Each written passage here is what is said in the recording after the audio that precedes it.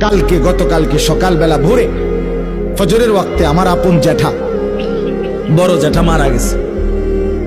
আমি আমার জ্যাঠার জানাজা পড়াইছি জোহরের পরে, ও নাঙ্গলকোট লাকসাম কুমিল্লা।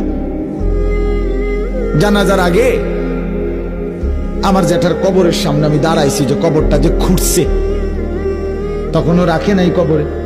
অনেকক্ষণ তাকাইয়া দেখছি, তাকাইয়া মাটিটার দিকে তাকাইছি, আর আমার কেন জানি মনে হয়েছে হঠাৎ এই প্রথম আমার জীবনে আমি এতটা গভীর দৃষ্টি দিয়া অনেকক্ষণ কবরের মাটির দিকে তাকাইছি।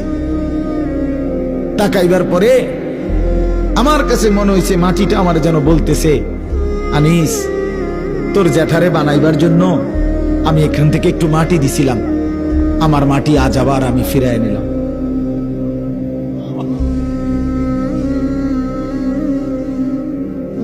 আমার মাটি আমি ফিরায় নিলাম।